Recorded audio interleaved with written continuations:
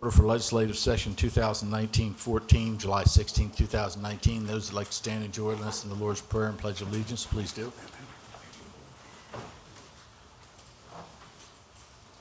Father, Art in heaven, hallowed be thy name. Thy kingdom come, thy will be done, on earth as it is in heaven. Give us this day our daily bread.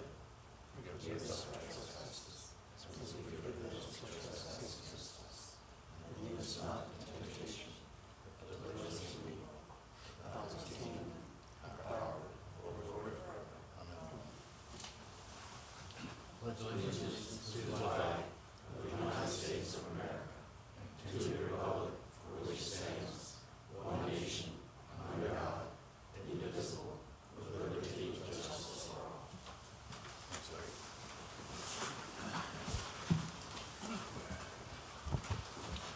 it's cooler in here.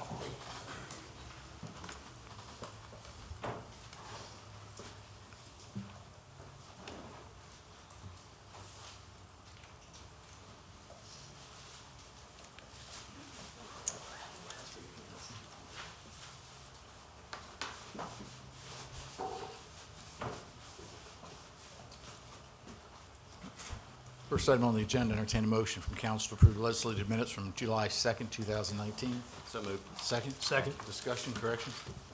Seeing none, all those in favor say aye. Aye. Opposed? Motion is carried, minutes are approved. Entertain a motion to approve the open work session minutes from June 4th, 2019 in reference to the Charter Review Committee. So moved. Second? Second. Discussion? Seeing none, all those in favor say aye. Aye. Opposed? Motion is carried, minutes are approved. Entertain a motion to approve the open work session minutes from June 18th in reference to land preservation. So moved. Second? Second. All those in favor? Aye. Opposed?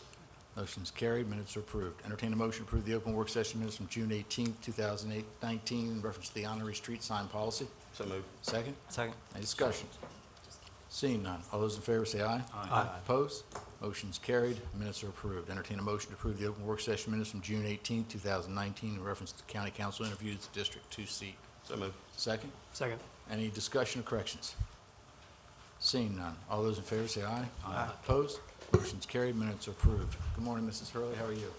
Good morning, Council President, council members, ladies and gentlemen. The first item on the agenda this morning is a public hearing on resolution number 101, 2019, recommending the approval for the sale of a land preservation easement. A public hearing notice was advertised in the Daily Times stating that a public hearing would be held this morning at 10 a.m. And we do have Gloria Smith from the Department of Planning and Zoning here if there are any questions. Right. This time, we open the floor for public hearing on Resolution 101, 2019. If you have any comments you'd like to make, please come to the podium, state your name, your county of residence, and your concerns.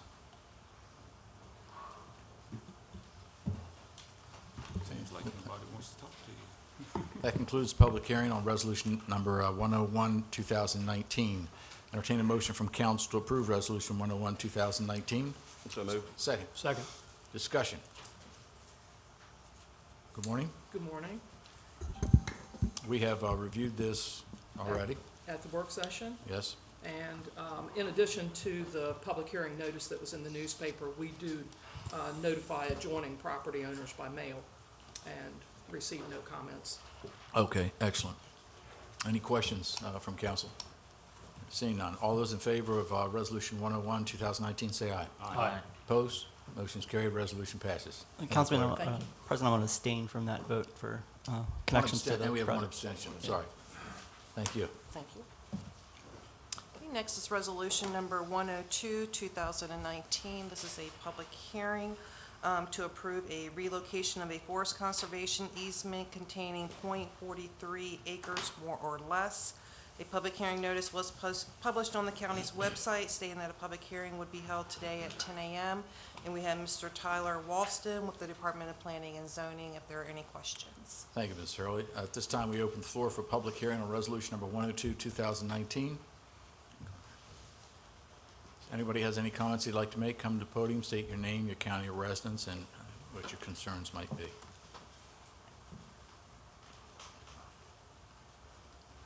This concludes the public hearing on Resolution 102, 2019, and entertain a motion from council to approve Resolution 102, 2019. So moved. Second. Discussion. Anything you wanted to add, Mr. Halsey? No? Seeing none. All those in favor of Resolution 102, 2019, say aye. Aye. Opposed? Motion's carried. Resolution passes. Thank you very much. Next, we have an economic update by Mr. John McClellan, CCIM SIOR, Senior Advisor with SBN Miller Commercial Real Estate. Good morning. Good morning. How are you? I'm good. Good. I don't know, thank you. If I can run this thing here.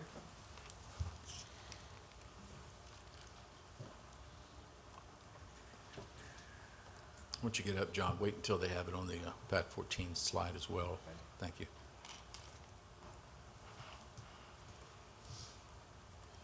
Tell me when that's good. Well, that will be transferred over, right, Laura? He normally does. Yes, yes, There we go. there we go. All right, you're ready. Pretty good? All right. Thank you. Good morning, thank you for the opportunity to kind of tell you what's going on from a commercial standpoint. I touched a little bit on residential. Your compadre here, Mr. McCain, knows a little bit more about residential and what's going on. But just sail through a couple of the highlights as well as a couple of the challenges. I'd like to look back at where we've been first 6 months of 2018 versus first 6 months 2019. Improved commercial sales. Last year we had 36 transactions, and this is all in the county, with a recorded sales volume of just under $41 million, with an average sale transaction of $1.1 million. This came from the state's Department of Assessments, not from MLS, so it's catching on. It's kind of a breakdown. If you look at the $29 million in retail, there was kind of two big transactions that made up the most of that. The plaza that surrounds Home Depot and Target sold for about $15 million, and the Hertrick bought the Courtesy Chevrolet for about $7 million. So that's 22 of the 29. The rest of the properties are kind of spread out by type. This year, again, so we're up to 49 transactions, or about 36%. $61 million in sales volume, up 49%. Average transaction is up about 10%. This one kind of caught even me by surprise, because some of these things sneak through the MLS. Without going through the MLS, you don't always catch them. We had $34 million of multifamily transactions in the county in the first 6 months of this year. About $13 million of retail. Again, a big piece of that also involved Hertrick. They purchased the former Toys R Us building on Naylor Mill Road for $4.5 million. So that's the breakdown there. A couple of deals. Everybody likes to know what's going on. Of course, as I said, the $34 million in multifamily. That was the Island Club on Philip Morris Drive, the Gathering student housing complex across from the old Skateland, and Shoemaker Place, which is near Parkwood, right on Shoemaker Drive. That was about $15 million, $12 million, and $4 million. Again, the Toys R Us sale. The new Starbucks in South Salisbury is now owned by an investor from Newport Beach, California, who probably has never been to Salisbury, Maryland, but they buy these Starbucks all over the place, and that was an interesting transaction from the old what was once an old Arby's. McDonald's in North Salisbury sold. Again, these are outside dollars looking at our community, which I think is a positive sign. Whether they've been here or not, they're looking at the sales and the demographics and the economics. 3 shortstops sold for $1.2 million. The Peninsula Insurance Complex downtown, you all are familiar with, sold for $1.25 million. And a story of something where we had some outside investors come in, take the old soft touch car wash, turn it into a kind of an office building, retail building, sat vacant for about 4 years. A local dentist finally bought it and is going to be converted to a professional office space. So instead of a vacant building, that's always a good sign. We're also seeing a lot of active repurposing. I'm going to talk a little bit later about development challenges, new development challenges. This building on Naylor Mill Road, many of you are familiar with, actually went through a bankruptcy and a bankrupt trustee sale. You can see on the right, this is before the parking lot was sealed, but the owner from Baltimore, that's now his 5th investment in Wicomico County in terms of buildings, and is spending a substantial sum to just totally change the look of that building, about 30,000 square feet. Many of you are familiar with the former BB&T branch. Again, a new bank coming to our county. They're in the region, had a loan office. This is their first retail branch, Providence State Bank. And then an eyesore that sat vacant for about 10 years, the old Rite Aid building. Many people have asked us what's going on there. That's the new home of Chesapeake Urology, which is now they merged in with Peninsula Urology Local. That's a lease, but they're gonna spend about $2.2 million on tenant improvements, turning it into a urological office space and daytime surgery center. So that's gonna be a big plus for our market as well. What do some of my compatriots say? What's going on? What's kind of the general mood? It's a solid year, nothing record setting.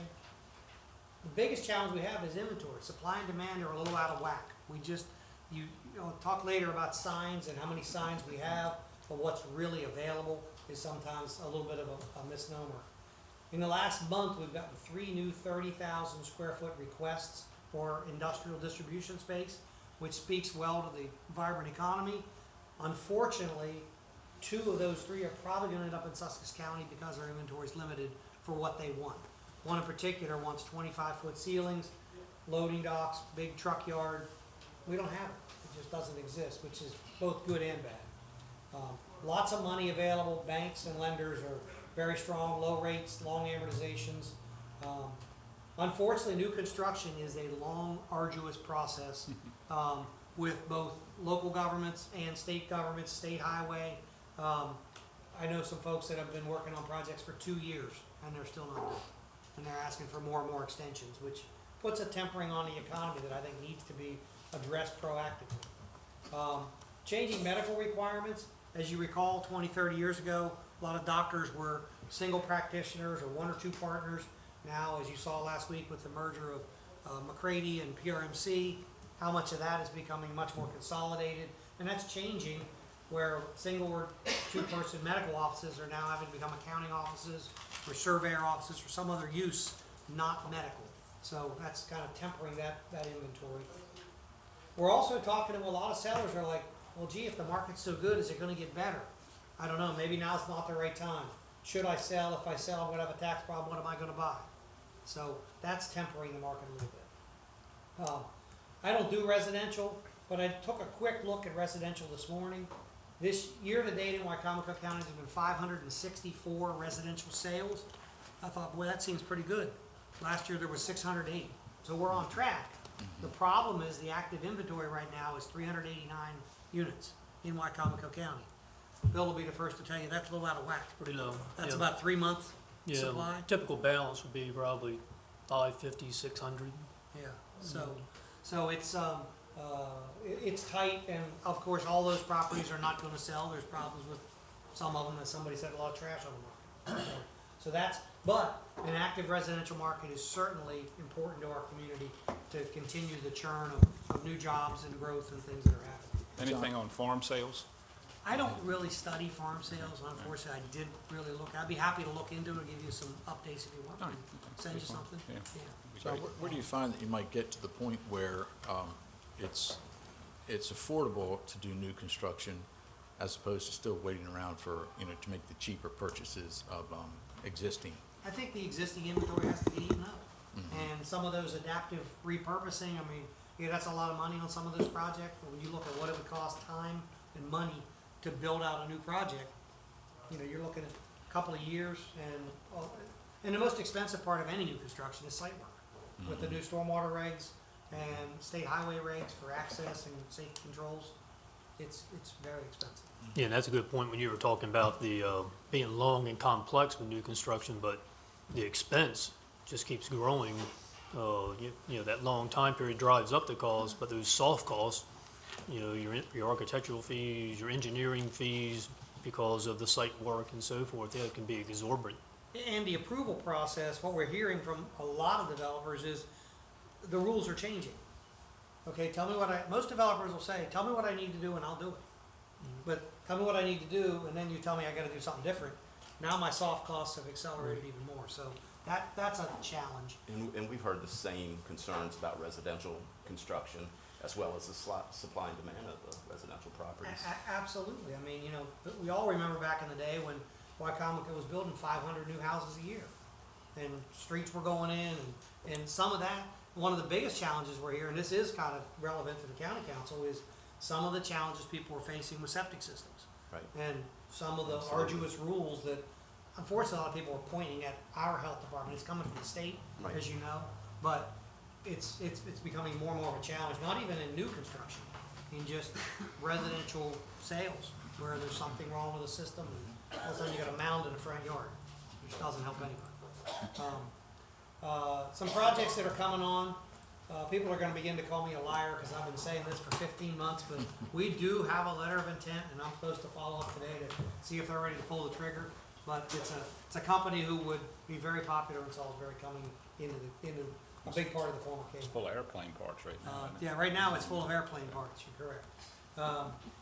Court Plaza, that's gonna be a changing face of the gateway of South Salisbury. That, what's, an older plaza turning into such an entrance place for our university. One evidence of new construction and investment, and this one did go through, Coventry Square, the Idlet Farm on Beacon Park Extended, that's 280 apartments. Thursday at Planning and Zoning, they're getting a shopping center approved right at the entrance, that we hope will serve that, as well as the housing across the street. So that's gonna continue to push that northeast quadrant. Westwood Commerce Park, which I've represented, has a lot of activity. There's a 7-Eleven being planned for the corner of Business 50 and Naylor Mill.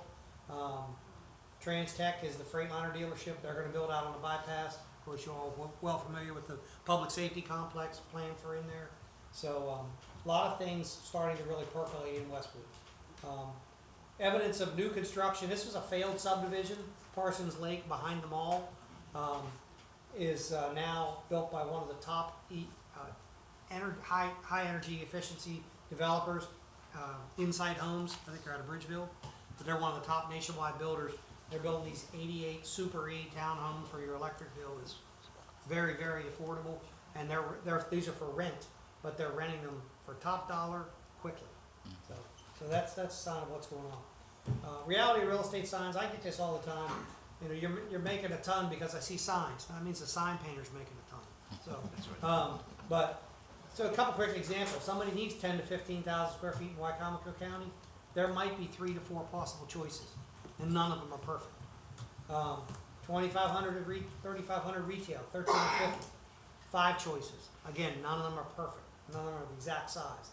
3,000 to 4,000 square feet of office to purchase. There might be 4. We need more inventory, and as in answer to your question, as that gap fills, Right. it's gonna naturally push to new construction, but it's gonna have to remain strong, because it's gonna take 2 years for that. You mentioned Delaware a while ago, and it's easy to see when you ride up 13 what's going on.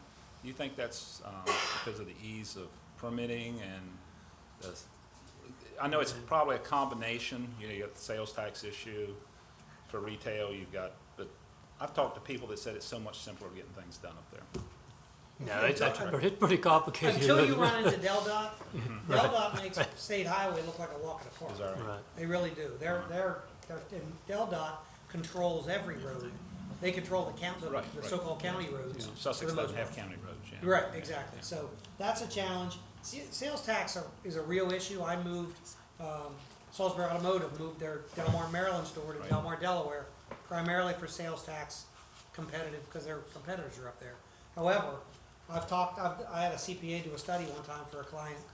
The cost of operating in Wicomico versus Sussex, it's not any cheaper. It's a lot of push. There's a public- perception. Yeah, and public sewer is a major influencer of that. I think in Sussex you have, I think it's 26 or 28 sewer districts, Absolutely, and they're almost interconnected. absolutely. And it just opens up a whole wide world of potential in terms of, development. There's no doubt about it, and it's later on I'm gonna show you, that's one of the challenges we have. Your sewer is contained in the city and a few urban service districts, as you all are well aware. Sometimes we lose track of why we're here, why we're doing well, what's going on in this area. Obviously, these are points that are just kind of well known to all of us, but lifestyle, our amenities, traffic is a heck of a lot better. We like to believe we have a lot stronger community. We know everybody. Everybody kind of usually gets along. We have, in this region, we have 2 major universities and 2 community colleges. Not a lot of regions can say that. It's all about location, obviously. You know, we didn't take a big hit in the recession because our economy is so diversified. From agribusiness to electronics, to services, to medical, to healthcare, to university, you know, that's a huge benefit to our area. A lot of people don't know this, you all know this, but we're part of the Salisbury MSA, and when you see Salisbury MSA, which a lot of people don't realize, it's called Salisbury, it helps all of us, but it's 4 counties. It's a big MSA from a square footage or square miles area comprised of 4 counties.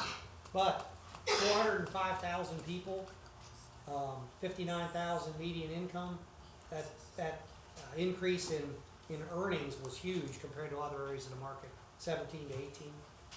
Median age of 45, but we're so much more of a region. So what's our challenges? I read a study from the Survey of Counselors in Real Estate. This is a national group. They surveyed a couple hundred members, and they all kind of pulled down and said, what are the top 10 areas that are concerning? It's a little bit like a David Letterman top 10, but public and private indebtedness. And by the way, I have this report. If anybody wants this report, it's a good read because it talks not just about commercial real estate. It has impacts on commercial real estate, but I'd be happy to email it to Laura and you get it out to the council if you want. It's a good read. Public debt, private debt, that's huge. Volatility and confidence, you know, what's consumer confidence? That's driving so much of what we're seeing right now. Population migrations, this is not just about, you know, building a wall or foreign. This is about people moving out of states that have high taxes to low taxes. You look at the growth in Florida or South Carolina or Texas or some of those places where population's moving and who's benefiting. I think it's important for us to pay real close attention to that. Capital markets, that's just the availability of money. Politics, it's always a challenge that keeps things from happening. End of cycle economics. This cycle is going to end. We don't know when, but it's going to end. But what's it going to do? And as somebody said this morning to me, some people are even concerned that the cycle's not going to make a typical rebound because this is a longer high point than we've had in a long time, maybe ever. And so, is the natural rebound just going to be a slight correction and back? Nobody thinks it's going to be as deep as it was 10 years ago, but that's a concern. What's going to happen with demand, consumer confidence, technology effect? You've all heard the Amazon effect. How many people have bought something from Amazon? You know, you buy it on your couch on Monday night, and it's on your front porch Tuesday morning. Right. It just doesn't get any easier. That's one thing we're waiting to see. Is Amazon going to look for something more local? They have the Middletown warehouse. They have a lot of Baltimore stuff.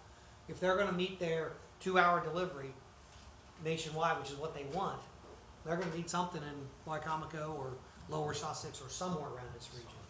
Yeah, Somerset maybe. Weather and climate changes. You can debate global warming all day long, but you all are seeing more and more flooding. I read an article, I think it was in the paper the other day, about more day flooding, which is not a storm flooding, it's just higher tides and some of the effects that's having even locally. Housing affordability, not just affordable housing for lower end, medium and upper end, middle income. And that leads back to where you were talking about building houses. Sprinklers, septic, all the costs, building the roads, you know, it's going to continue to push up without some kind of proactive approach. And finally, one that's near and dear to your hearts that you know, infrastructure is the #1 concern nationwide.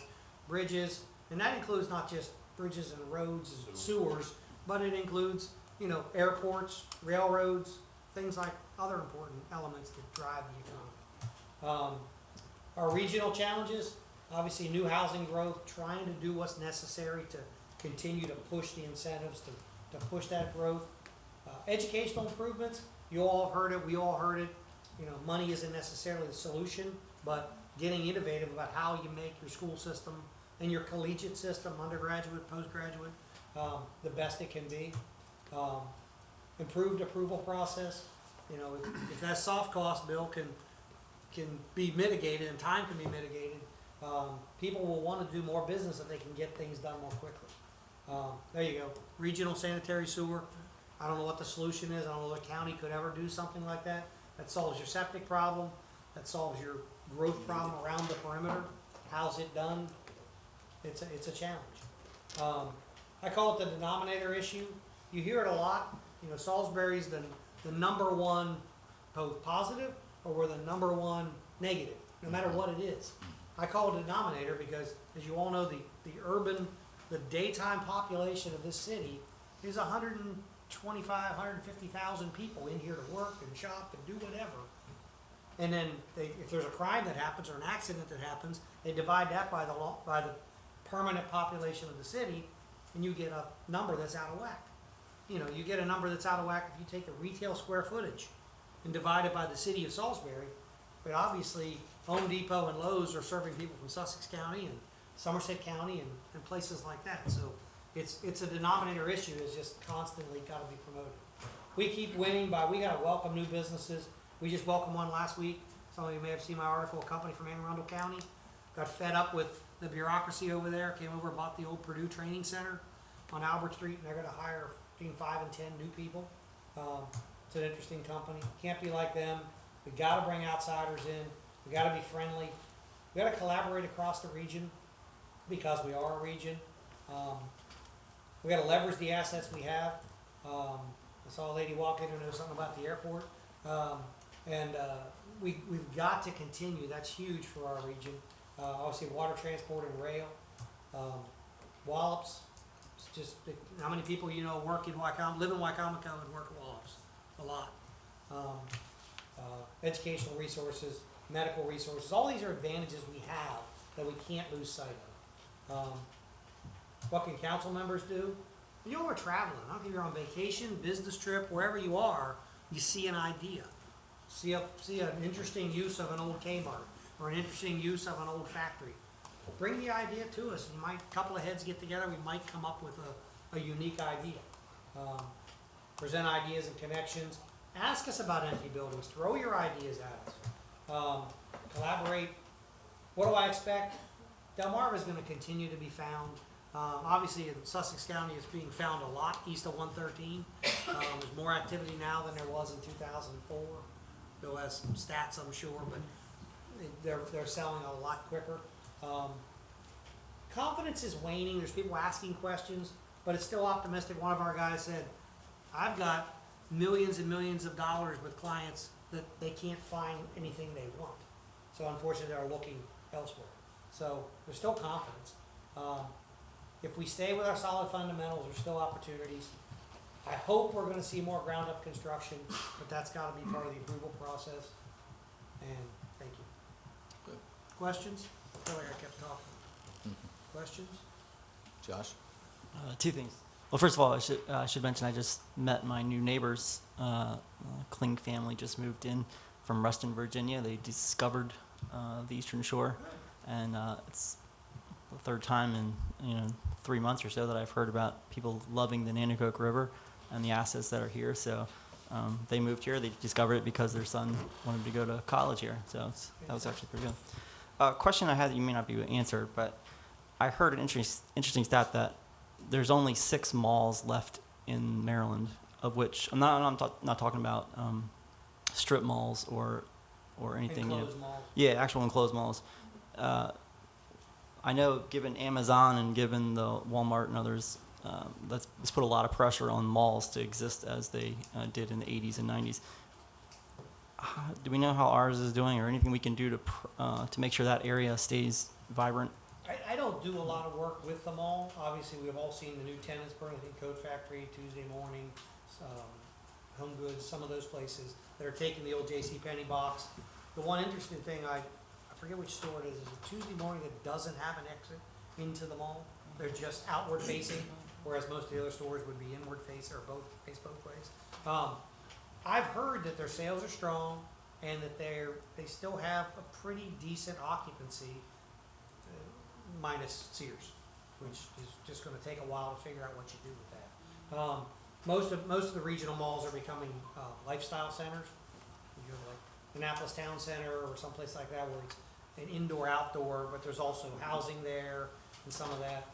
I don't know that we have enough strong demographics to make that happen, but you are correct. The future of the enclosed mall is, I wouldn't want to buy an enclosed mall unless I had a big factory or something. Yeah, nationwide, the big trend is to make them destinations. Correct. you know, in fact, you talk about traveling, like when I travel sometimes, you'll see these malls and they have an aquarium in the center of the mall, you know, the big aquarium museum of some kind to draw people there, or they'll have golf course, you know, inside mini Right. golf course or driving ranges inside, you know, Top just, golf. yeah, something Top like Golf and things, you know, just things located to make it a destination as That's what you opposed to gotta do. just, yeah. that. And then shopping secondary. Right, exactly. Any Jeff, other what questions? do you feel is like the driving force when these prospective clients are coming to the Wicomico County area?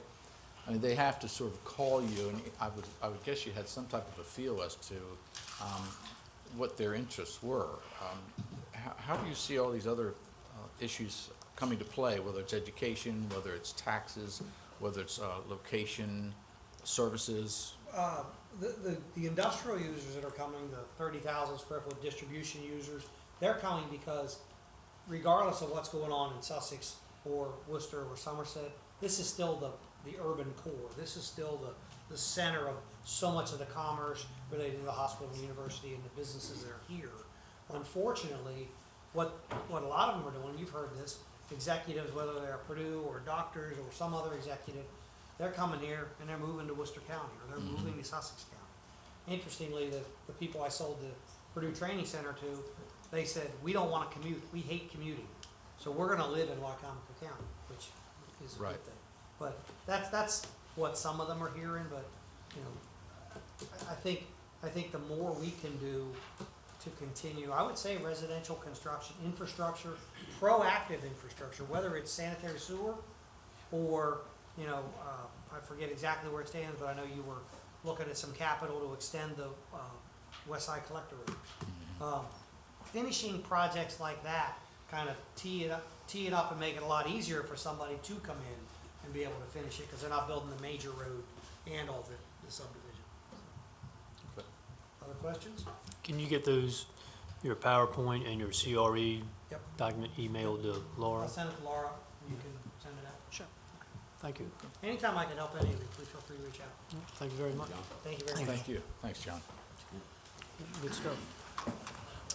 Next on the agenda, we have resolution number 103, 2019, appointing a nominee to the Wicomico County District 2 seat currently vacant. Mr. Kilmer resigned effective June the 15th, and council has the responsibility of appointing someone within 45 days. The charter requires that the Central Committee submit 4 qualified names to the County Council for consideration. The nominees have to be a resident of the district and of the same party affiliation of the person who vacated the seat. The County Council has an obligation of appointing one of the nominees by a majority vote. Okay. Thank you, sir. Entertain a motion from council to approve Resolution 103, 2019. Mr. President, Yes, Mr. Dunn. can I make a motion to table this based on some concerns of residency There's requirements a out motion, there, so- there's a motion on the floor to table Resolution 103, 2019. Needs a second. We have a motion and a second. There is no discussion on tabling.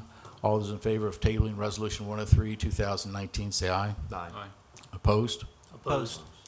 And the chair would vote aye. That's a tie, so the table does not go through. Again, entertain a motion to approve Resolution 103, 2019. So moved. Second, Second? discussion. I'd like to make a motion to appoint Joe Collins to District 2. We have a motion to appoint Joe Collins for District 2. Is there a second? Second. There's a motion and a second. Discussion. Any discussion? Seeing none. All those in favor say aye. Aye. Aye. Opposed? Opposed? The chair votes in favor. That is a tie, 3-3. Are there any other motions on the floor? I'd like to make a motion to nominate Austin Whitehead. There's a motion on the floor. Is there a second? Second? Motion and second. Discussion. I think we have to open up some discussion. I would have no problem discussing my concerns. I think that we have 4 very qualified candidates. At the time, I have my personal concerns over where we are right now with this decision. But the real problem is the fact that was only brought to my attention yesterday at about 5 o'clock in the afternoon. So as it is right now, where we are with the vote on this, where we're narrowing this down, is that there is a significant concern over residency in regard to some of these candidates. And that has created a bit of a conflict with the council. My concern is that we don't have enough legal opinion at this time. We don't have, in my opinion, sufficient legal advice to make I think, an educational decision that we feel is the safest decision for the county and for the District 2, the residents of District 2. So with that in mind, I think it is my obligation to make the public aware of where the council is on this. Well, it's not the council. I mean, certain members of the council have concerns. I mean, That is I the don't have council. any, right, I don't have any concerns regarding the residency of the candidates. We've interviewed the candidates. We've asked them, each interview we had, we actually specifically asked the candidates about their residency, and they explained their residency, with us, where they live, et cetera. And, I have no concerns about their residency.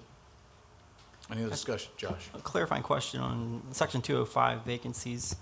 In the 45-day period after the vacancy occurs by the county council, when would that date specifically be? It's July 30th, July July 30th, His effective date was June 15th. correct. And we So won't meet where for- we are right now is that we have to make a decision. There is a motion on the floor, which, will require a vote one way or the other. I think that in reference to Mr. Vice President Dodd's request for a tabling, keeping in mind the fact that if we move forward as we do today, and we don't come to a conclusion one way or the other regarding any of the four candidates, then it will be our obligation to go back to the Central Committee, the Republican Central Committee, ask them to appoint, to return to the council with additional submittals for us to then reconsider.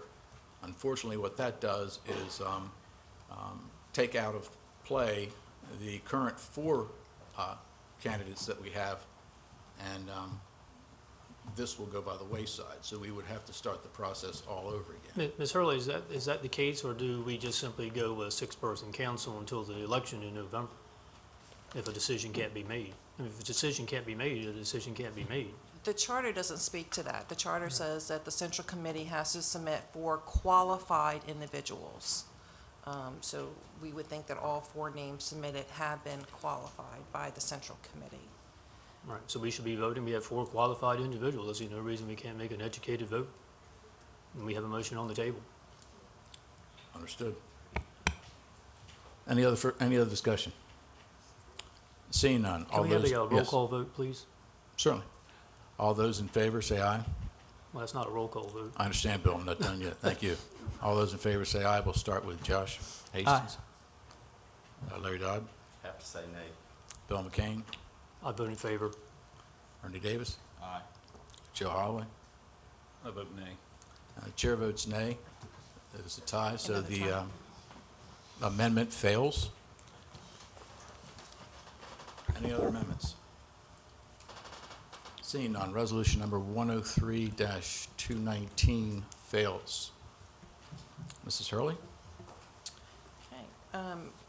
Did you want to try to have another resolution brought back before the July 30th timeframe? We'll have to contact the Republican Central Committee and ask them to send us other recommendations. Okay. And as a Thank you. clarifying question, can we do a motion to reconsider at a future date? Or if we did have a special session or next meeting? Well, we'd have to hold a special session before July 30th, yes. Yeah, and I still don't know that's the process. I mean, the charter doesn't say that we go back to the Republican Central Committee and ask for new. It states that we candidates. have to make a decision by July 30th, and it's our responsibility to make every effort to come to that conclusion before July 30th, which would require a special session. I'll check to see when the council chambers is available to do that. All right, thank you, Ms. Hurley. Okay, the next item for consideration is resolution number 104, 2019, authorizing the county executive to accept a grant from the Maryland Department of Natural Resources in the amount of $99,000 to complete improvements at the Riverside Boat Ramp. The county council did have a work session on this at its last council meeting, which was to amend the capital improvement program. It was later determined that this is not a CIP project, so the resolution is to accept the grant funds, or accept and allocate the grant funds. And we do have Mr. Steve Miller here if there are any questions. Entertain a motion to approve Resolution 104, 2019. So moved. Second. Second. A discussion. We have had a work session on this with Pamela, I believe. I think it's pretty straightforward. I do too. All those in favor of Resolution 104, 2019, say aye. Aye. Opposed? Motion is carried. Resolution passes. Okay, the next two resolutions pertain to enterprise zone applications.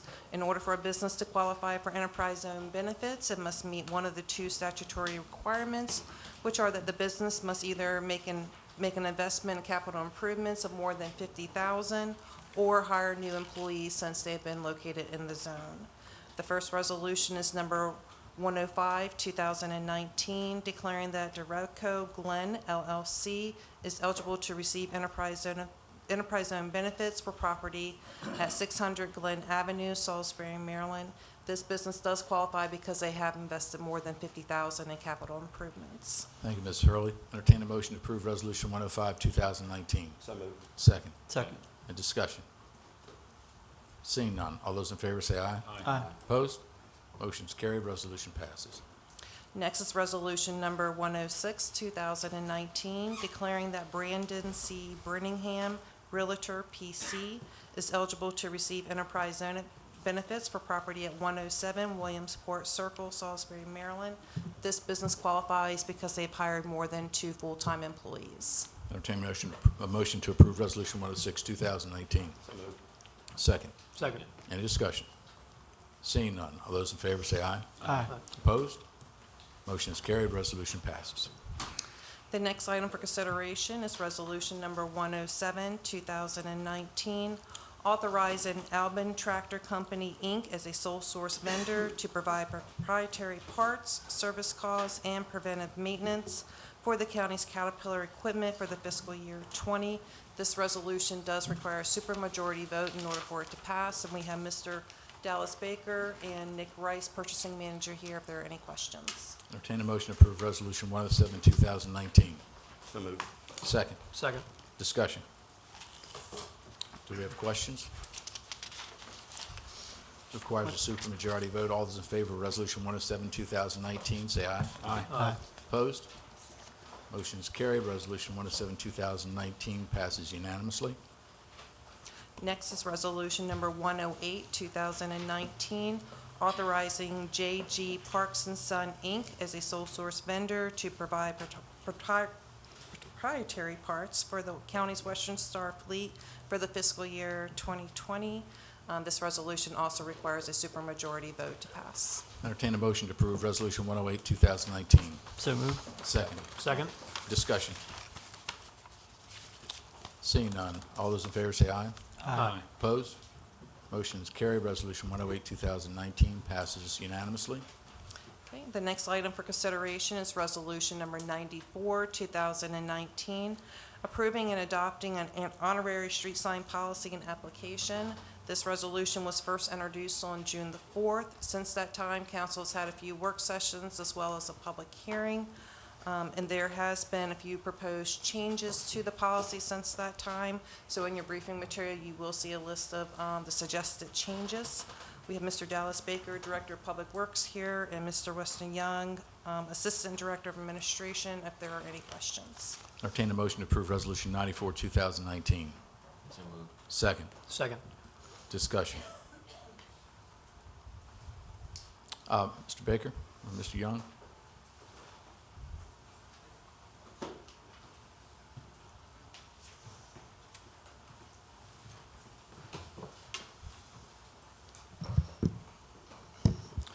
Good morning, Weston Young, Assistant Director of Administration. Good Good morning. Dallas Baker, Director of Public Works. Good morning, gentlemen. I think I'm aware of one change we had to make prior to or following our last meeting, and that was that I believe you had stated that where originally we were suggesting a decorative type sign or some type of a border outline on the sign, that's something that Public Works does not have the ability to do. Yeah, we tried to do it a couple different ways with a border, and it just wasn't working out.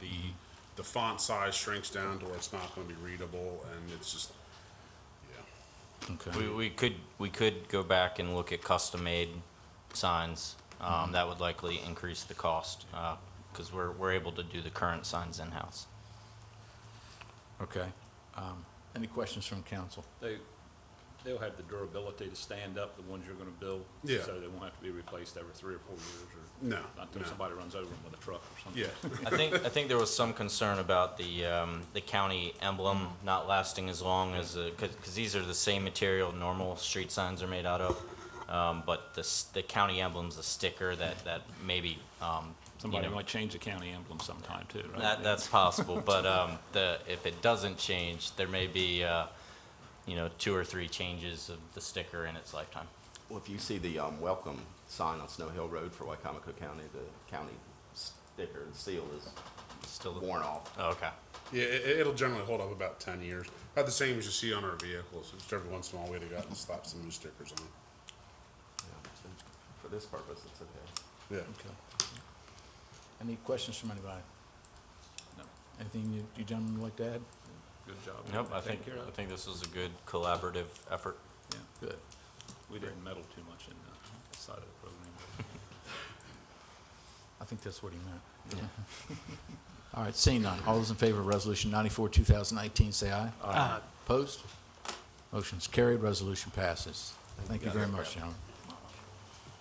Next is Resolution Number 109, 2019, to approve special legal counsel pursuant to Charter Section 507-F for certain services regarding opioid litigation. And we have Mr. Weston Young, Assistant Director of Administration here, if there are any questions. Entertain a motion from council to approve Resolution 109, 2019. So moved. Second. Second. And discussion. Mr. Wilden?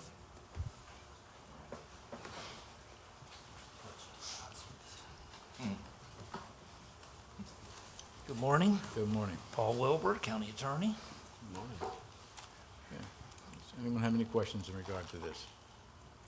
I mean, you just want to give us the latest sort of update with the Latest update. decision, the firm and so forth.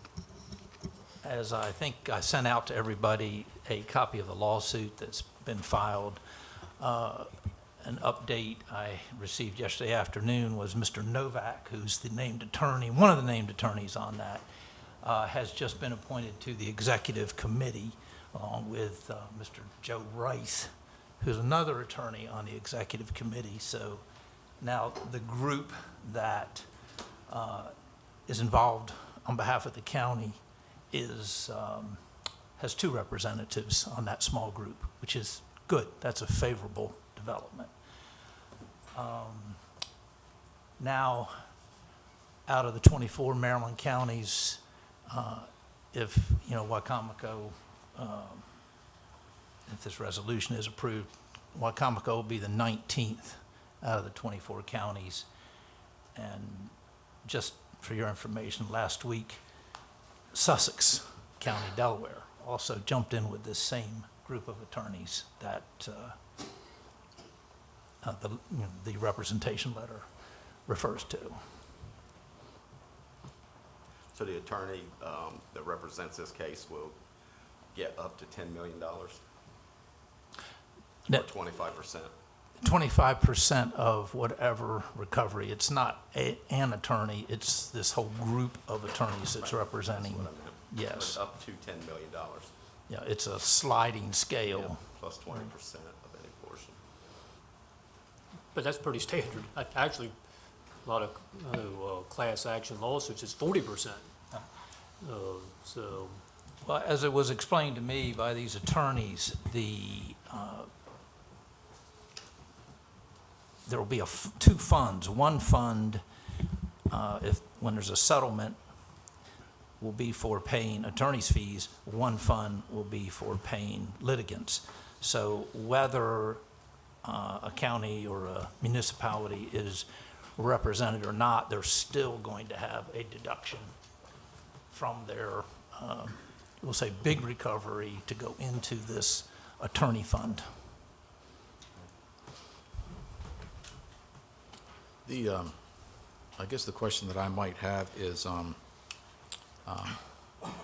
what process did we go through, Mr. Wilbur, as far as the retainer fee and, the retainer and the contingent fee?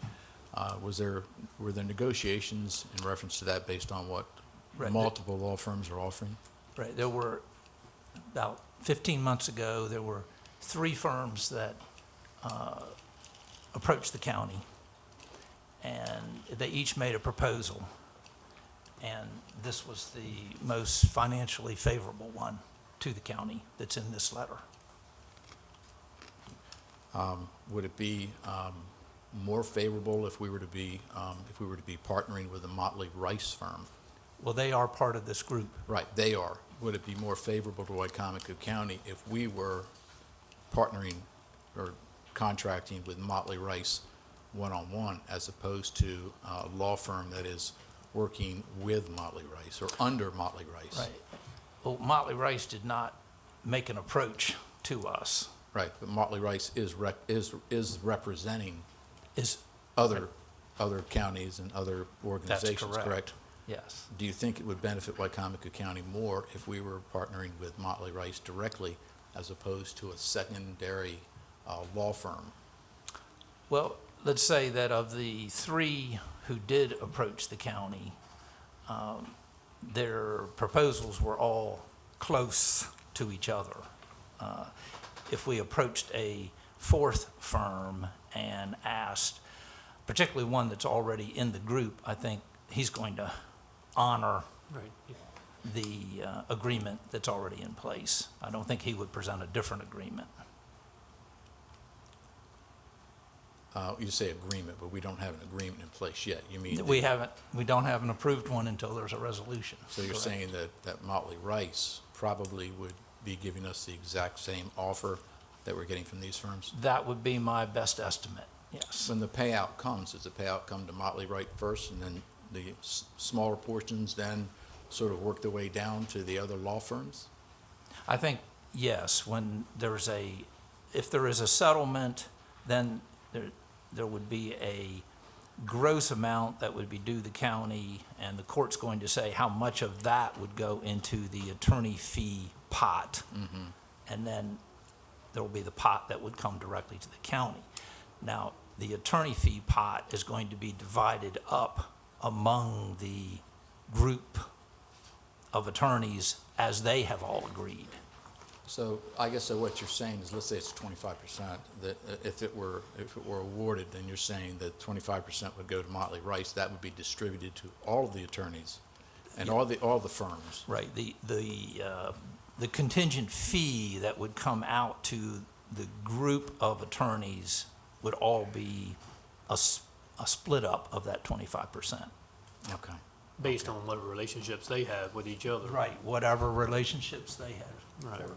Paul, Correct. would there have been any cost other than writing a letter or whatever to contact Motley Rice and ask them if they were interested in the representation, rather than us taking the secondary route? I mean, would it have been that much trouble to go through? They could either said yes or no, or send us a contract, you know? That's true.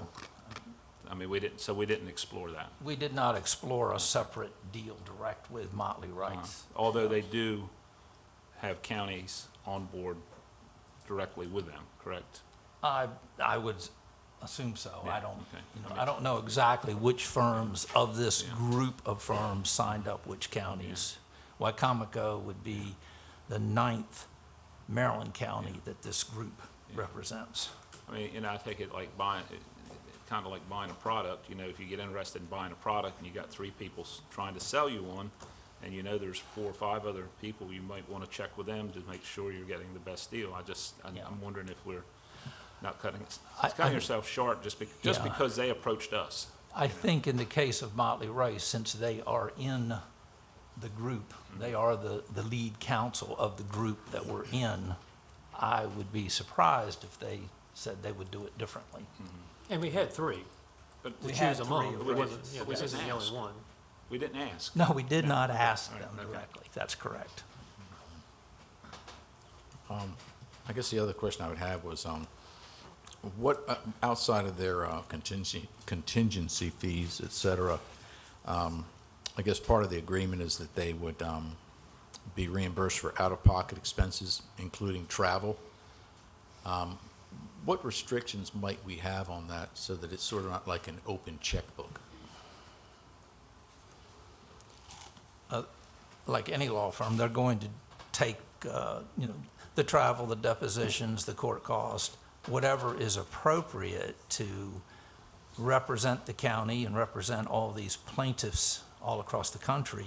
Those expenses will be divided out to all the counties and municipalities that are involved. There's not a cap on that. And John, I understand your question because it does get your attention when you read that. Right. But I'll just say I've seen several of these class action suits, and that's the same language in every one of them. Yeah. It doesn't make you jump up and down because it does sound like it's an open checkbook, but unfortunately, it almost has to be because of the nature of the cases, because they don't know either, the amount. So it's just, but it's unfortunately, it's standard, it's par for the course. Is that how you see it, Mr. Wilbur? I see it as, yes, when you do a contingent fee case, you want the attorneys to represent you as fully and as best they are able to represent you. And if that requires 20 depositions or 200 depositions, that's what it'll be. I think, as we discussed last time, they're working with the judge that has this multi-district litigation to structure a settlement. That if a settlement were not to happen, then there will be litigation. And as we all know, litigation is much more expensive than reaching a settlement. I think there's guarded optimism that there will be a settlement with the manufacturers. But if there is not, there will be litigation with them. And then the next step will be to the distributors, and then the next step will be to the drug companies that actually have the stores that sold. Any other questions? Anything else you want to bring to our attention? I think we've all looked at it, yes. Okay. All those in favor of Resolution 109, 2019, say aye. Aye. Opposed? Opposed? Chair votes aye. Resolution 109, 2019 passes. Thank you, Mr. Young. Thank you, Mr. Wilbur. Thank you. Mr. President, that's all I have. Thank you, Ms. Sirla.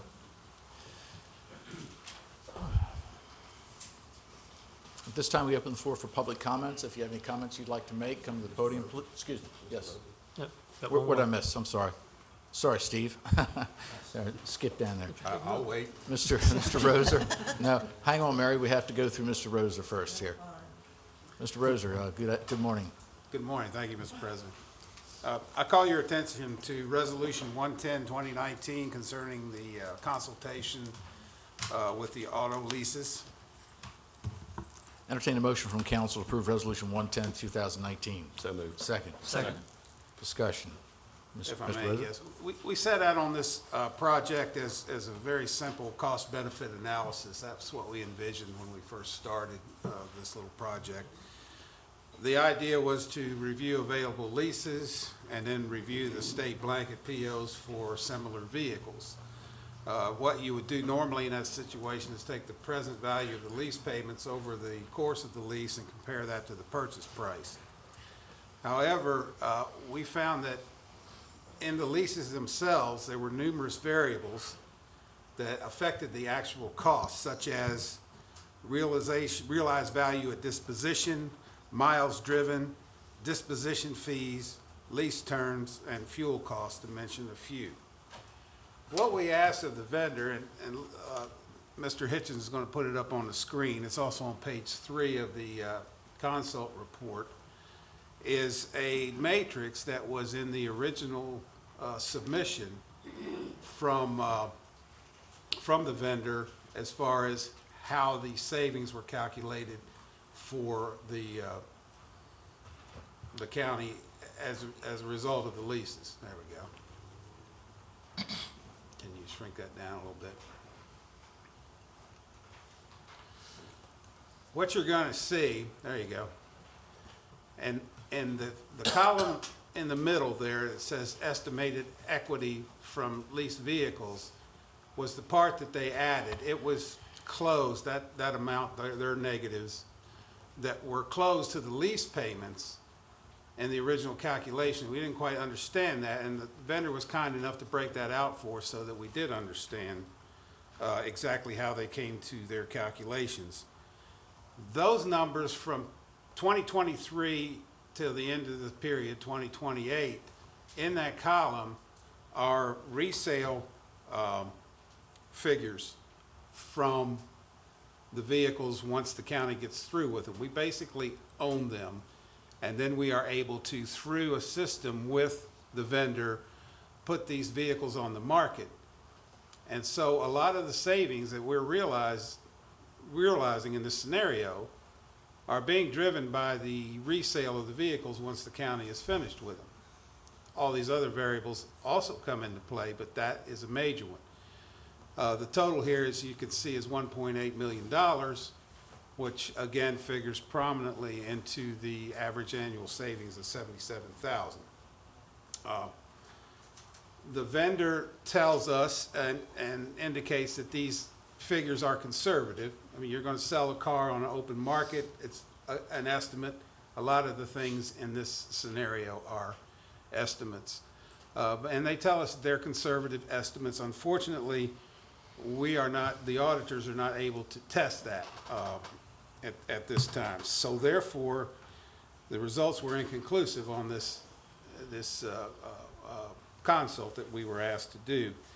We can evaluate the entire process once a lease comes to fruition, which, may be several years down the road. But once a lease is closed out, it's much easier to go back and look at the actual numbers to see what the difference is as far as the benefit or the cost of actually going into these leases. Yes. So unfortunately, we weren't able to conclude anything of substance from this exercise. Levin will continue to monitor the leases as we go forward, and we'll be glad to entertain any questions you may have. Any questions? I guess one question, the math's the math, but I guess there's the question of, by leasing, do we increase the quality? Which I don't know is a fair question to be asking you guys or not, but do we increase the quality of the vehicles? It's just like leasing hardware with computers. A lot of people, you do your leasing just because you get a quicker turnover time, shorter amount, so you tend to have more up-to-date, in this case, more up-to-date vehicles as opposed to owning, kind of running them to the ground, getting rid of them, and then buying new again. So I guess that's the non-direct way or the indirect benefits of the leasing. That's exactly right.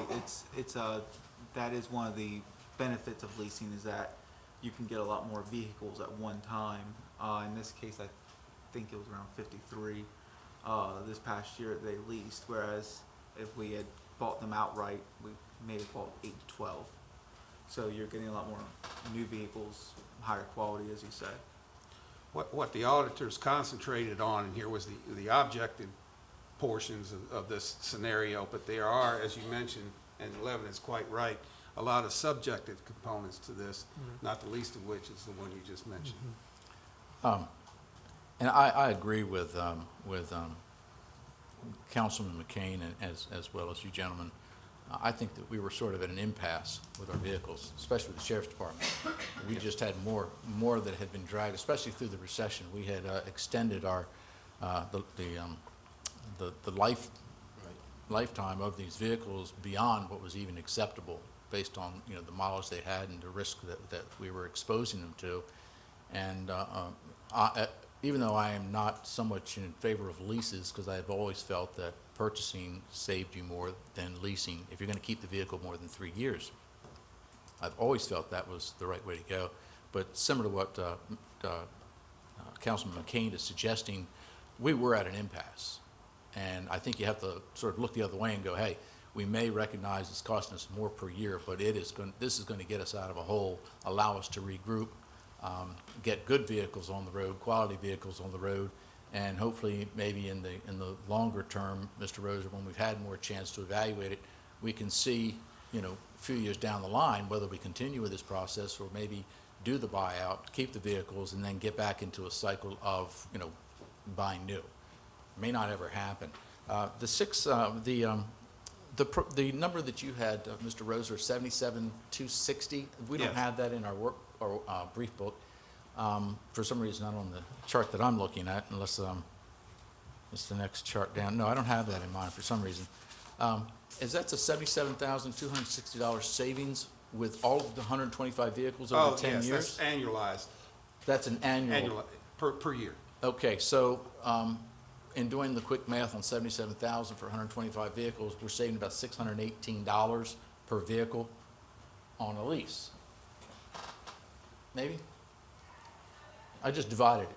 I Oh, just took okay. the 77,000 divided by 125. I mean, for 125 times 618 is 772,000. 772,000 is what they're saving over 10 years. Oh, I'm sorry. So what was the 77,260? That's annually. If you take the, All right. That's the average per year savings. So that's the average per year savings. Well, you take that number and divide it by 125, That's and you get $618 per year, Sure. per vehicle, right? Mhm. My concern there, and again, I'm not going to fight this because I think that, again, as I said before, we had to get out of this quagmire we were in of ancient vehicles on the road. But as I said in the work session when Fleet Enterprise came here, a lot of their pitch was the fact that your maintenance will be lower and your fuel costs will be lower. And as I said to them at that time, you buy a new car, your maintenance is lower and your fuel's lower anyway. So I think really that's, I wouldn't say disingenuous, but it's not, I think, the best barometer to check as to what you're truly saving and what you're not saving when you're trying to compare a lease versus a purchase. That being said, I don't have any real conclusion to it, except for you said it's inconclusive for about another 8 years, right? 10 years? well, yeah, till we come to the end of a lease, whenever that is. And to your point, Right. there are a lot of moving parts in this whole scenario, and there are estimates. And you mentioned quite a few of them in that scenario, and that's kind of what we were up against when we were doing this project, that we were trying to account for the variables that were kind of all over the place. And it's not really the vendor's fault. It's by definition, this is sort of the way this thing works. Sure. But we tried to account for all of it. We actually did the cost benefit, trying to capture everything that we possibly could. But I don't think it's useful at this point. Is it something that we'll know more conclusively in 3 years, 5 years, or 10 years, do you think? There's a good possibility, yes. In 5 Of years. which? In That 5 we In years. will 5 know. years? Yeah. Okay. Anything else from Josh? See, by 5 years, we'll have electric cars here, so we'll do this all over again. Anything else, Levin? Yep, that's it. Thank you. Gentlemen, we appreciate that. Hang on one second, let's see where we are. That being said, all those in favor of Resolution 110, 2019, say aye. Aye. Opposed? Motion carried, resolution passes. That's all I have. Thank you, gentlemen. Thank you, Mr. Roser. At this time, we open the floor for public comments. If you have any comments you'd like to make, come to the podium. Please state your name, your county of residence, and your concern. Good morning, President Shiani. Good morning. First, thanking God for the opportunity to be here. To President Cannon and members of the County Council, my name is Mary Ashanti. I'm a resident of Wicomico County, and I'm not representing any organization today. I'm representing Mary.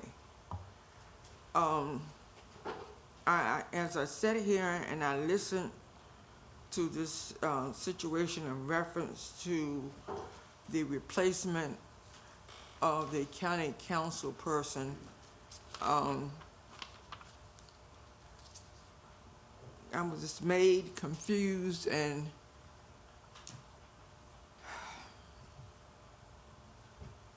just a little bit disgusted and whatever. Well, first let me say that I have great respect for each one of you all. So I'm not arguing with you, I'm not criticizing you, I'm not pleased with you at this particular moment.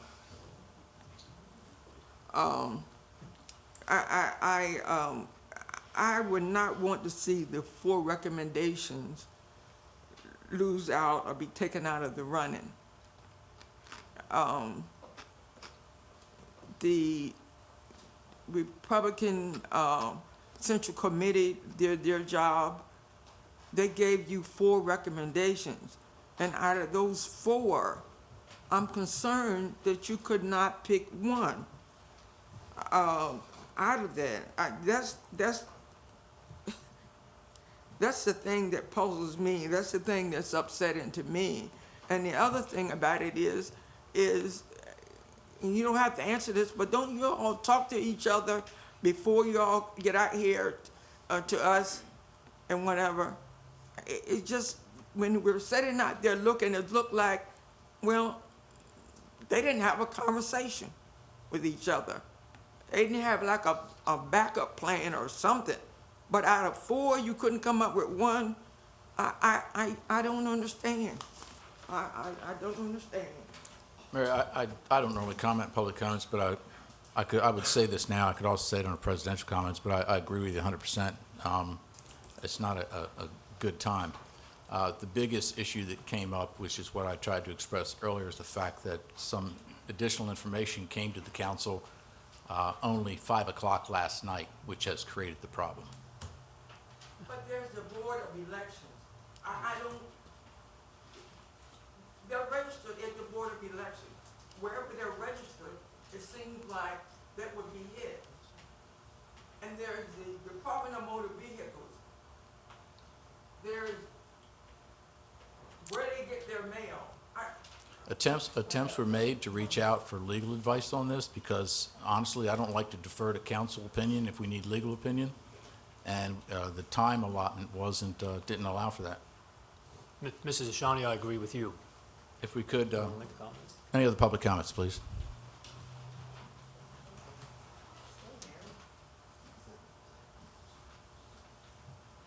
TJ Mumford, Wicomico County, Porter Mill Road. Thank you for scheduling a work session later this morning regarding the issues on Porter Mill Road. I would like to stress there are 2 related and distinct concerns. The first one is the permitting of the open-top industrial side sledge retainer tank that holds 3 million gallons of wastewater from Lakewood facility. The second, somewhat related, but a separate issue, is the distribution of that waste on slurry on the farmland in a manner that results in a horrible smell and the accompanying flies that affects the surrounding community. So I'd like for you to take a look at both of those separately. I also received from MDA a fact sheet from Brian Harris, and I forwarded that to you. That was right as the meeting started. We'd requested that fact sheet, and he finally got it to us. And then a point of order, during the work session, do you take questions or not, or how do you do that? No, TJ, we'd like to get that information, if any questions ahead of time, so that we can discuss it in a work session. Okay, thank you. Okay, thank you.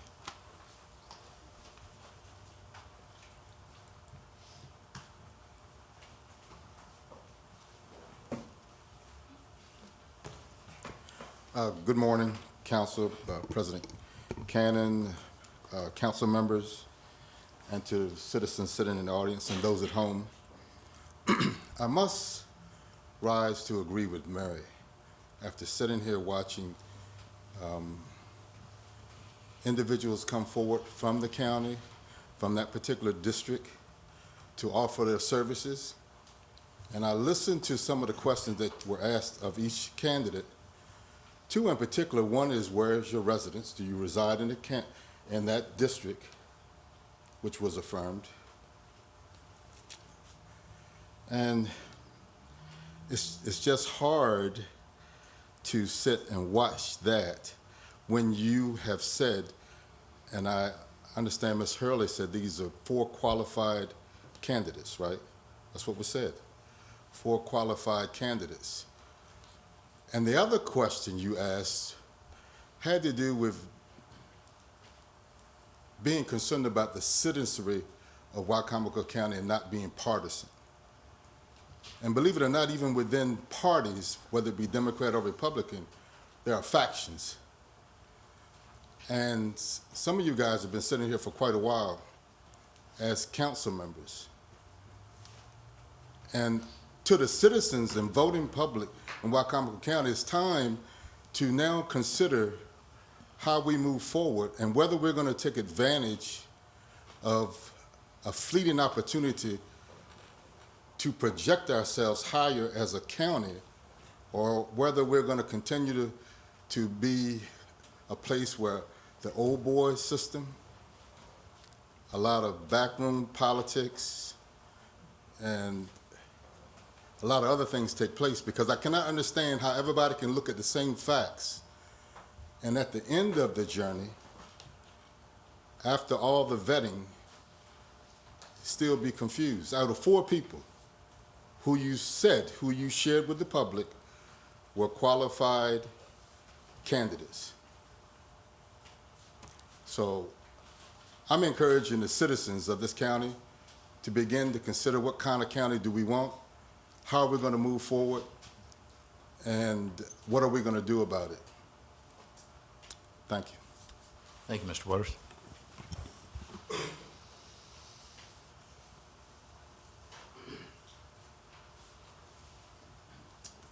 Lisa.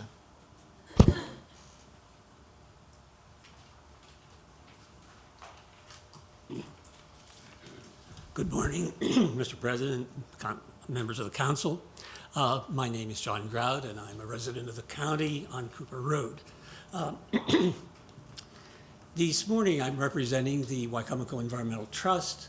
We had a board meeting with our 18 board members last week to address an issue that has come up, mentioned already this morning, and I would like to just summarize what's in a letter, not get into the weeds, that I gave to Mr. Cannon and ask him to distribute to the other council members.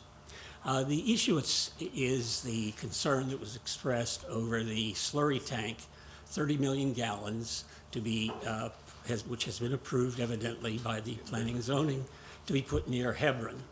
I would like to make it a point here that we want to work very closely with the agricultural community on all issues, but in this one also, and that we are not out for any kind of looking at this as an agriculture versus environment issue, but rather as an issue that is a planning and zoning, one that is an industrial use, that is new, it is huge, it has been disallowed in Dorchester County for this very reason, and that we should take this industrial scale, new proposal to heart and have a public hearing to look at it.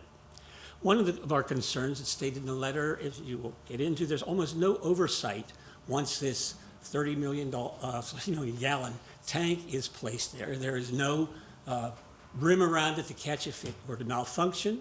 It is within 150 feet of state waters. There are very minimal, practically no regulations or supervision or monitoring done by the state or the county or the health department or to protect our waters. And the details, again, are in the letter, and I would hope you would pursue that, plus have a public hearing to hear some of the other concerns of other citizens.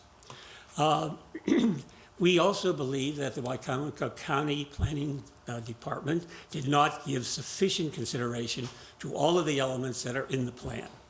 The gentleman that spoke on behalf earlier in the meeting today about why people come to Wicomico County, what we're looking for in Wicomico County, could hardly be looking at this 30 million gallon tank that will be refilled over and over again. It's just not once. And then the slurry, which is coming from out of state, some of it, and is not all agricultural slurry, will be spread on fields in the county. Lastly, and perhaps most importantly, we're asking you to revisit the county zoning regulations. They are outdated. They have not kept up with the technology as has been progressing very rapidly with with everything that we have in terms of science and new technologies. And so we ask you that you would look, again, open up the county regulations for review and consideration with public hearings and some very deep study to look at them. I know, from the town hall meeting that was held by the county executive the other evening, this will probably go into arbitration. We would also like you to look at that arbitration panel, which hasn't been called in maybe once, I think, in many, many years, to see if it fairly represents all the views in the county when this proposal is put before them. It's probably the first step in the process, but at least it should be looked at also. And thank you very much. Thank you, Mr. Grapp.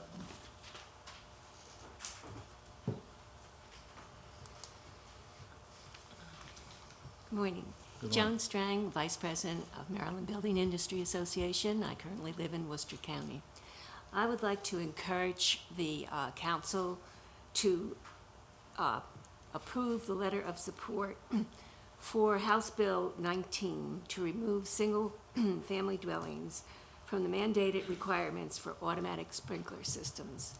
As you know, they are at extremely high costs for new development and especially first-time home buyers.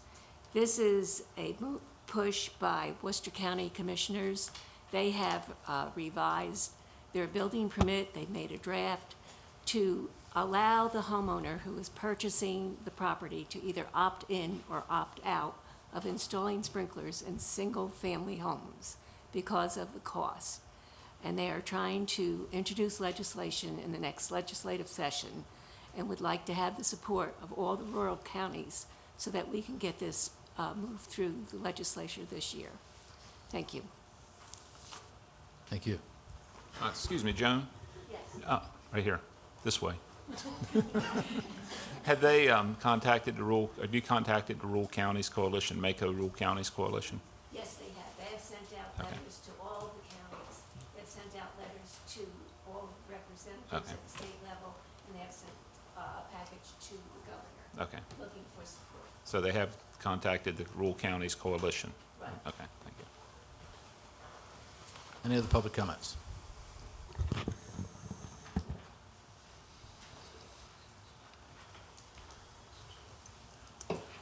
My name is Judith Hurthway. I live in Wicomico County, and I'm an income tax preparer. I'm a numbers person, and so I've been listening to this discussion about Porter Mill Road, and I'm coming at it strictly from a numbers standpoint. One of the things that I do with preparing income taxes is defining an entity. Is this a business? Is this a farm? Is it a rental? Is it a hobby? And if a farm family were to open, say, a dog grooming business, and they were intended to charge money for it or make a profit, so they had a profit motive, so that means it's not a hobby, they have a business. Even if they washed the dogs and groomed the dogs that guard their chickens, if they washed and groomed their 5 dogs that guarded their chickens, it would still be a business. There's no question that that was a profit motive and it was a business motive. What I'm suggesting is that what I've heard of this, and I certainly could be misunderstanding what has happened in terms of this farm already, is that this was permitted because it was a farming operation. And I'm suggesting that this is a business, just like the dog grooming that I've talked about. Even if, for example, the dog grooming people built this place on their farm, it would still be a business. We all know that.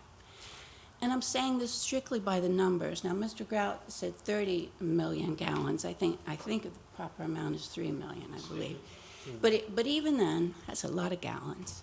And we're talking about gallons that have been collected from December to March, because that's the time that it can't be spread on the ground. So that's 3 million gallons. But you also have to remember then there's going to be the April, May, June collection, the July, August, September, October collection. So we're talking 10 million gallons. Then you say, how much farm can absorb that every year? How much farmland must this farmer have to absorb that amount? The second number that I think about when I've heard all this, and I don't know the exact number, but I've heard that it's a huge, if I'm correct, it's a huge number that this tank is going to cost. If you're trying to say that this this is going to be in lieu of a farmer buying fertilizer, that he's just storing it. That is a lot of money to just store fertilizer when he doesn't have a profit motive in terms of collecting money, having revenue related to building that tank. There's more to it than he's going to just put it on his land, I believe. I just think a small mistake has been made to say that this is an agriculture question. I really think this is a business question, an industry question, and you only fairly have to look at it that way. Thank you. Thank you.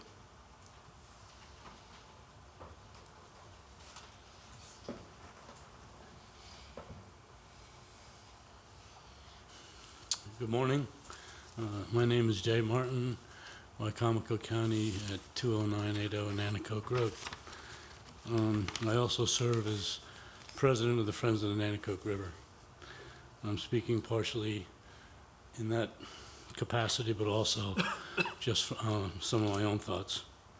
The steering committee of the Friends of the Nanticoke met last week and composed a letter, which Judith Stribling is here to share that with you. But I have some comments of my own. I'm not familiar with what any of the deliberations by planning and zoning, but I suspect that if they had actually been in direct contact with this material, they never would have approved this project. I've heard a number of concerns expressed by local residents. Traffic, increased traffic, safety, flies, odor, property values, to name some of them. To my mind, any one of those concerns would have raised enough of an issue to reconsider this or to consider it more carefully.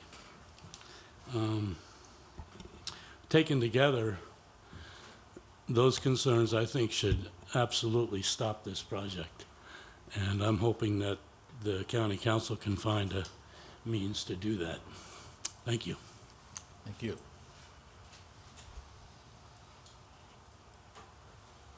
So that was my cue, I guess. I have 10 copies of a letter for the council. I appreciate your, you might pull out one of those for I'd just like to summarize a little bit of this letter for you. As Jay said, this is a letter that the steering committee of the Friends of the Nanticoke put together, and we wish to express our concerns regarding this project where this material, unlike commonly used fertilizer, draws enormous numbers of flies, has a smell that is far in excess of what we experience from poultry manure. Some of us actually think of poultry manure as like spring, right? Not so much. From an environmental perspective, using this material as fertilizer, if regulated to conform to nutrient management regulation requirements, may be a positive solution to waste disposal. Clearly, there's an issue with poultry effluent, poultry renderings needing to be disposed of in some manner. Clearly, it's better to use it as fertilizer than to put it into the landfill or into this wastewater treatment system in some method. I don't even know. But the problem here is that we don't know the chemical makeup of this. We don't know how it's going to affect the nutrient management plans. We are concerned that 3 million gallons of this material stored in an open top tank in an area which has experienced rainfall in excess of 8 inches at a time represents a really serious threat of leakage, overflow, or other accidental discharge. Putting this tank relatively close to Wastico Creek represents a threat to the Nanticoke River and raises substantial water pollution concerns. Managing the application of this really large amount of high nutrient poultry waste requires careful monitoring. And as of now, we're not clear how that would be, the delivery, the transportation, and the storage and the spreading would be monitored. As I know you all understand, transporting this material to this facility would require enormous numbers of tanker trucks, and the noise and the impact to the rural community seems to be really unacceptable for a rural area of our county. we urge the council to consider these potential impacts to human and environmental health. And one of the things that I'm most concerned about is the potential for the flies to represent a disease vector. And I don't know that the health department has addressed this. I don't know whether that's been raised with them, but it seems to me to be of great concern. As a first step, we request that this tank be required to have a lid and some containment mechanism in case of a spill or accidental leakage. We also feel that this proposal represents a threat to farming in Wicomico County because it really raises a problem, as Ms. Herthway stated, beyond conventional farming. And we have, the Friends of Nanticoke have always supported agriculture. We've supported poultry in this county. We've been kind of on the outside of the environmental groups in our backing of the poultry industry and of farmers. And we see this actually driving a wedge between farmers and creating a problem for the county's right to farm legislation, which is in, I think, serious need of revision. Thank you very much for your consideration. Thank you.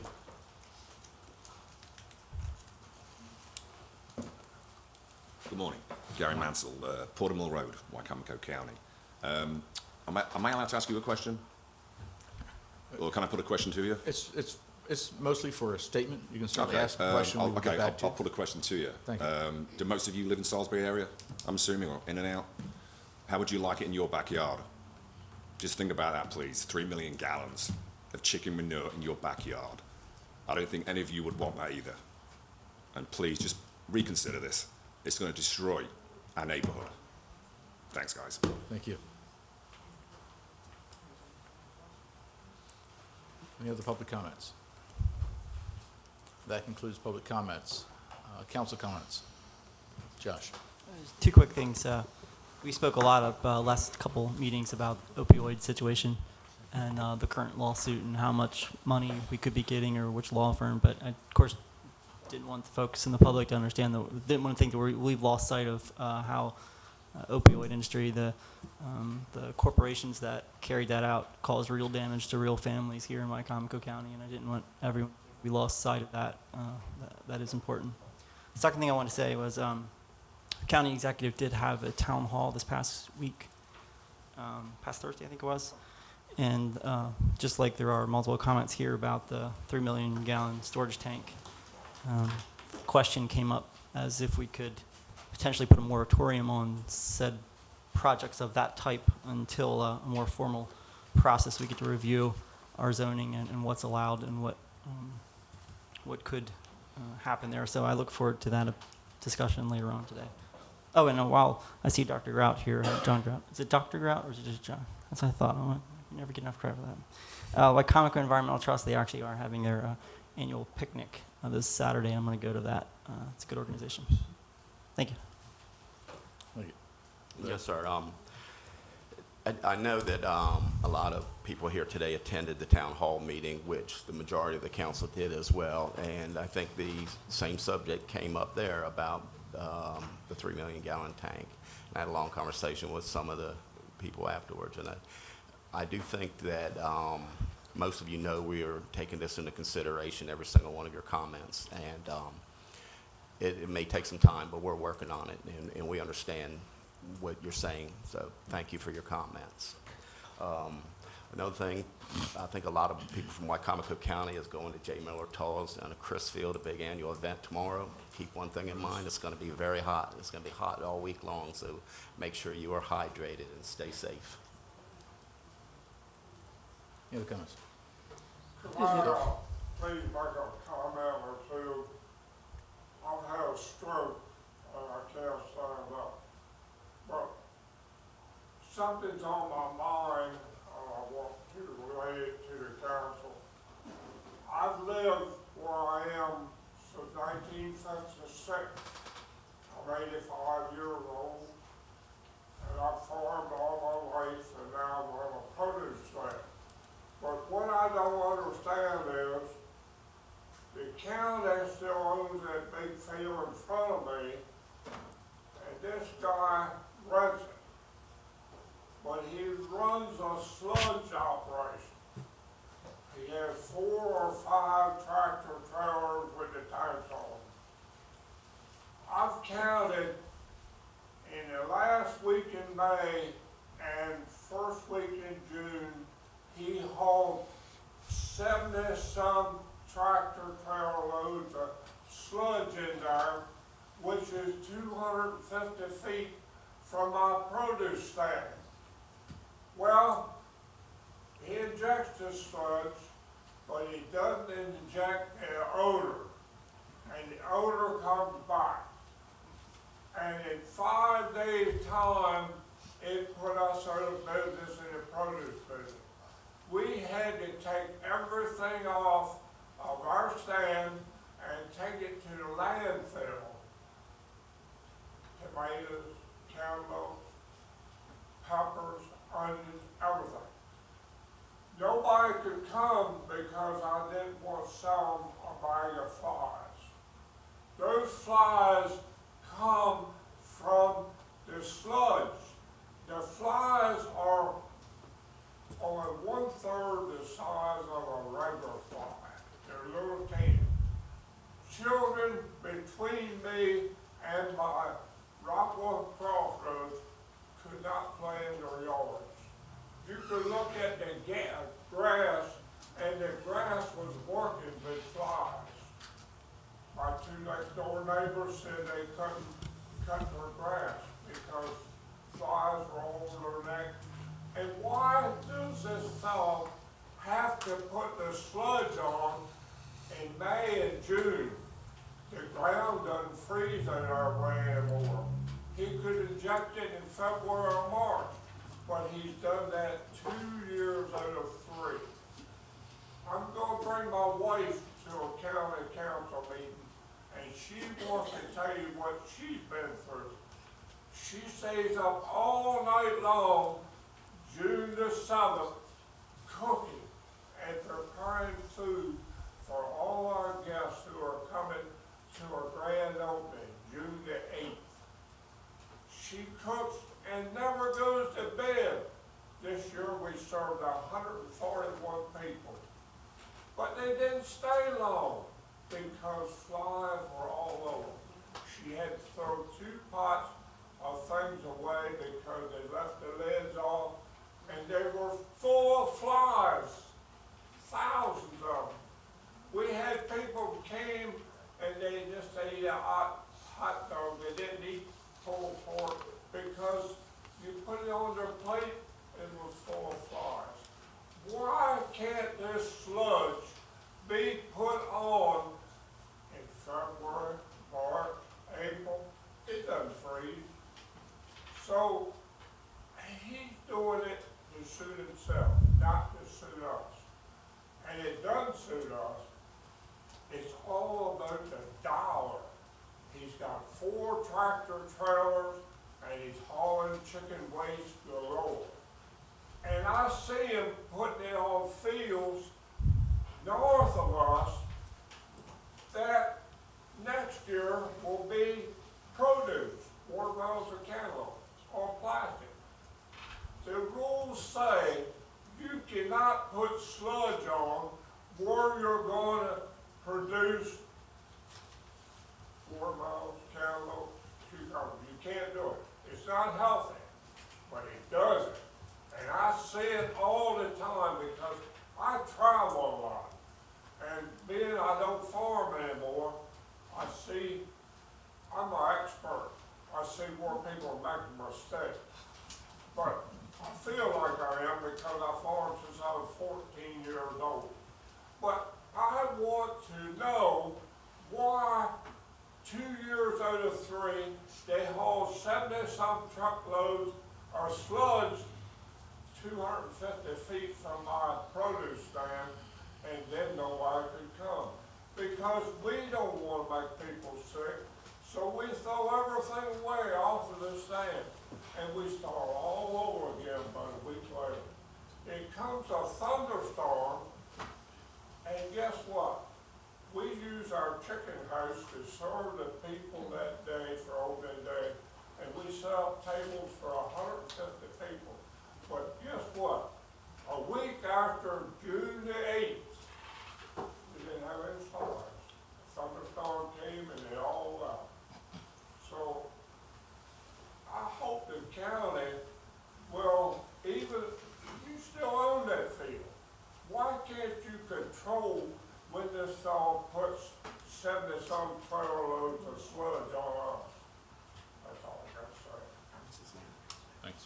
Thank you very much. Any other public comments at the podium, please? I forgot one comment I wanted to make. Could you go to the podium, please? Sure. Thank you.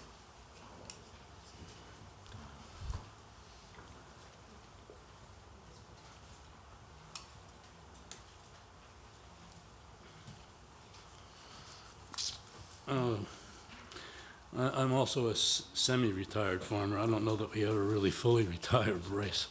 But to try to learn more about this issue, I spoke with a number of farmers in Wicomico County about this to get a read on where they stood, because I was curious that none of them had come out and said anything other than Bryce this morning.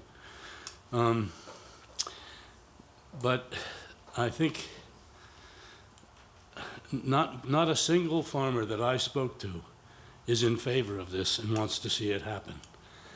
And their concern is that the reason that they have not spoken, from what I understand from listening to them, is that their concern is that if this is regulated in some way, that it could then potentially be another, or lead to another encroachment on the right to farm laws. So they're standing silent. As one of them said to me, which was so appropriate, he said, "We're holding our nose." And I think that should be of major concern in the decision on this. Any other public comments?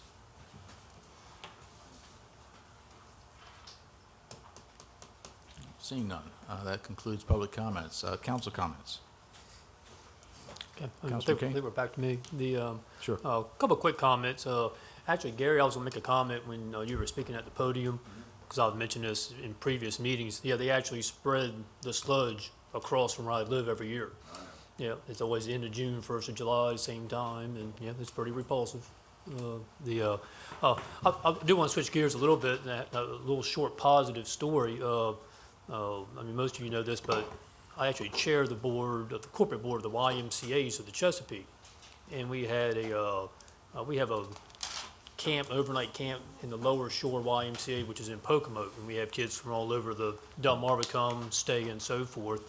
And we had a situation this past week where some of our campers from Queen Anne's County, they were heading back home on one of our vans, and our van actually started smoking. They had to pull over the side of the road on Route 50 in Mardella and get all the kids off the van and so forth, and the van proceeded to burn up on Route 50. That's not the good part of the story. But all the kids were standing in this lady's yard alongside of Route 50, and the lady that owned the house came out and gave them all something to drink. And then she came back out a few minutes later and had ice pops for all the kids and gave all the kids ice pops while they were waiting. We had got another van we had called from our Cambridge Y to come get the kids. And then traffic was stopped on Route 50, and one of our Wicomico County citizens who was unable to get by the incident, was having to wait, came up and was talking to the kids and so forth, and went over to one of our directors and gave the director $200 and said, when that van gets here, take all these kids to lunch. And they've been standing out here in this 95-degree heat for all this time. So it just goes to show the type of citizens that we have here in the county, and neither one of these individuals provided their names to anyone. They didn't do this for recognition or anything. They were just trying to be good citizens and showing good humanity to their fellow folks. So just wanted to share that good story. Just want to say that's par for the course for all these Mardella people.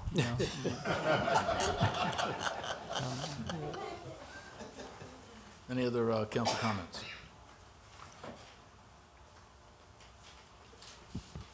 Under presidential comments, we do recognize what the concerns are at Porter Mill Road. Last week we sent a letter to the executive branch asking them to address that. Primarily, I guess, through planning and zoning would be part of that. We are going to hold a work session today in regard to that. One thing trying to keep in mind is that the council recognizes that, as a council, we work at a sort of a part-time capacity. I think we try to address the constituents' problems on a consistent basis, 40 hours a week, 60 hours a week. We do everything we can, but we do recognize what our limitations might be. So we have, as I said, last week sent a letter to the executive branch asking that they address these concerns, ask they might consider looking at what we have to do regarding zoning in the agricultural district, but also focusing on Porter Mill to see what resolutions we might come to in regard to that. We do recognize the fact that the Agriculture Reconciliation Committee is meeting also to address this, to find out what avenues they might be able to pursue to address this matter. So just wanting to let everybody know that the council is doing everything it can do. We're also at the same time hoping that we can see some type of headway through the executive branch as far as our department heads, which is really where it needs to be, because those are the people that do the basic planning. They recognize what the zoning matters really are, and them together with legal, I think, can come up with a solution as to what we're trying to resolve here. So just to let you know. On the other side, to address the issue as far as what President Ashanti had said and the appointment for a District 2 representative, I couldn't agree more with President Ashanti. I found it somewhat disappointing that we did not come to some conclusion today, and I apologize to those representatives or those citizens in District 2. It was somewhat unavoidable. I would have hoped that we could have tabled this today, and in tabling this would have allowed us the time for discussion. It would have allowed us more time for legal advice from every aspect. But that didn't happen. By having it go to a vote and forcing it to a vote, it pretty much brought it to the forefront, came to a tie conclusion, which I felt was probably going to happen anyway. And I'm afraid that by doing so, we've probably thrown the baby out with the bath water. But there was a true concern on the part of some council members, which needed legal clarification as to the residency, the true residency. It was stated earlier that there were 4 nominations put forward. This was vetted by the Board of Elections, and that's what came to us, but it really wasn't. The 4 names were brought to this council through interviews with the Central Committee, but once we found that there was this potential challenge of residency, and going back and trying to find out how we might quickly resolve this, as of 5 o'clock yesterday, we sort of ran out of time. We contacted, we sought Mr. Taylor's advice. I personally sought out advice from the State Board of Elections with the help of Mrs. Hurley. So we tried to do whatever measures we could on the phone last night until 8:30, and again on the phone this morning before 8 o'clock, trying to come to some resolution where we would know legally, not preference of the council members, but legally what our options might be, inconclusive at this time. Still waiting for the response from, in my opinion, from the State Board of Elections. So unfortunately, that is where we are. We'll have to start the process over again, and we will go back to the Republican Central Committee for their recommendations. But I wanted to make that clarification. There was no side dealing. There was no inconsistencies, I think, on the part of the council. We were just hit with a 5 o'clock the night before series of issues that created a lot of consternation among some of the council members. So that's what you have. Hopefully the Republican Central Committee will get back to us soon enough, and we would have a special session between now and July 30th, so that we can put this to rest and come to some resolution, because I think we do need to move forward for the next year with 7 council members, not 6. That being said, entertain a motion to adjourn so we can go into open work session. So moved. Second? Second. All those in favor? Aye. Opposed? Motion's carried. Meeting's adjourned. The first item on the open work session is the Wicomico County Priority Letter. Mr. Baker?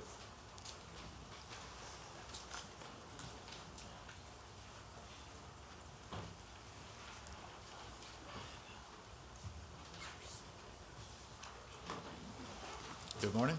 Good morning again.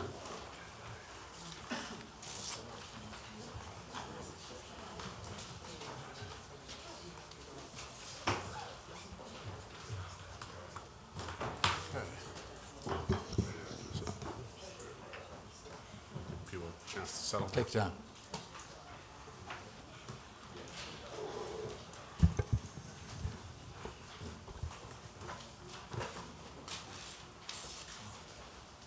Okay, so just to refresh everybody's memory, once a year, the county sends a letter to the Department of Transportation with our recommendations or suggestions of items to include in the Consolidated Transportation Plan. The letter includes items that address issues at the airport, issues on the road, issues of things we want to study, things we want to see improved, generally relating to transportation. The letter you've got before you is basically the same letter as last year, and I'll run down the recommendations. A couple items that were addressed over this previous year have been removed, but other than that, there's not too much changes from what we've seen in the years past. So the first item is a list of topics the airport would like to see addressed, and Ms. Veach and her staff provided that list. Moving on, we have items at the Route 13 truck weight station, getting that location relocated. That's been on the letter for several years now. Some feasibility and planning studies along the Salisbury bypass, particularly a couple intersections where we've seen some heavy weaving motions and crash patterns. Improvements to the intersection of Route 12 and Nutter's Crossroad. Access management study for, sorry. Yeah, flag me down if you want me to stop on something, sorry. I've got a concern with that intersection and one prior to it, Robbins Avenue. I ride by both of them a lot because I head towards Worcester County and Accomack County. And a lot of times I ride on my motorcycle, so when I get close to that intersection, I really get nervous. I don't know if the speed needs to be reduced. I know you're talking about a traffic study, but Robbins Avenue, that's another one. In November, I was in a pretty bad accident there where somebody pulled out in front of me, and they have accidents there quite often, more than Nutters, but Nutters is still a concern. But I would like to see you consider Robbins Avenue as well. But that is in the city, but it's still a bad intersection. You're exactly right, and that item is included in the City of Salisbury's request. Is it on this one? So what I'm going to jump forward a sec real fast. Yeah, the end of this letter includes the requests from the various towns. We got ones from Hebron, Del Mar, and Salisbury. Salisbury's list was pretty extensive, so what I did not do was copy everything from their list and put it into our letter. I just included it by reference. But I do have a copy here, and an item, where's it at? So I'm here. Yeah, item 7 on there is they specifically reference Route 12, Johnson Road, Robbins Avenue improvements, installation of traffic signal, conjunction with realignment of Johnson Road to line up with Robbins Avenue, which I know has been on the city's priority list for quite some time. Can we see that at some point? Because the city that should have been included in the package that you all have. I attached it to that email. Just one sentence on this one. Okay. Yeah, I'll forward that again. It's not a problem. Thank you. Good question. Okay. Yeah, we stopped at access management for Warwick Community College, getting either an entrance or exit off of 50 directly into Warwick. Nanacoke 349, Nanacoke Road, Maryland 349, drainage improvement study, the bypass, US 50, US 13 bypass embankment stabilization.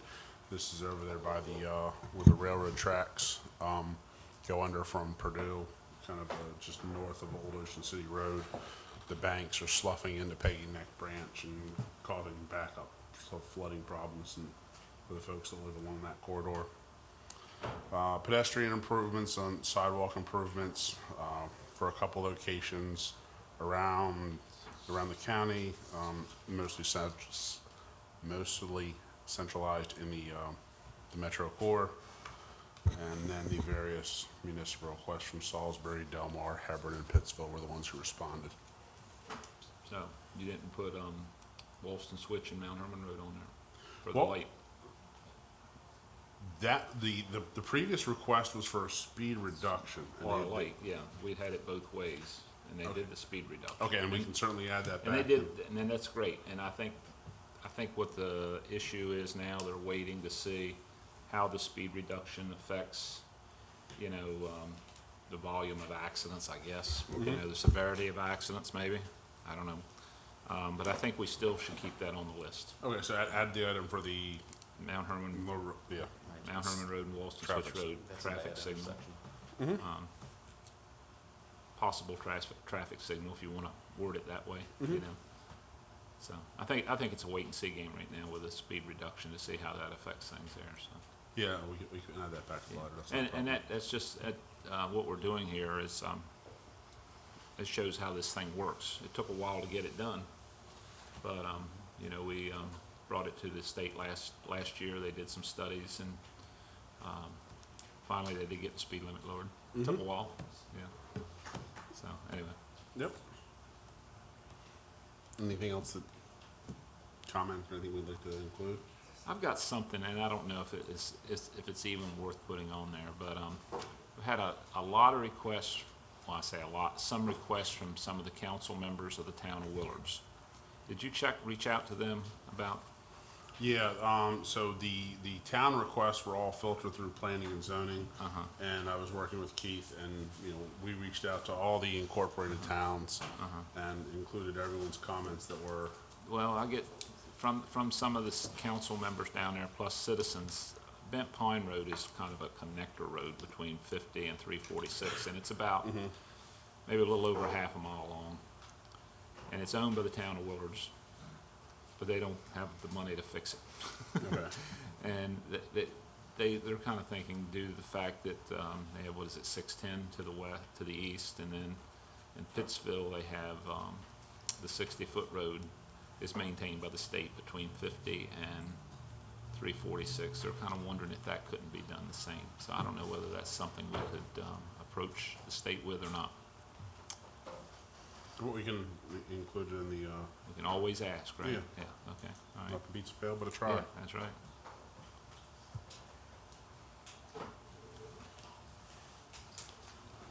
Okay. Okay. Thank you. Thank you, Dallas. Dallas, where do we go from here with this?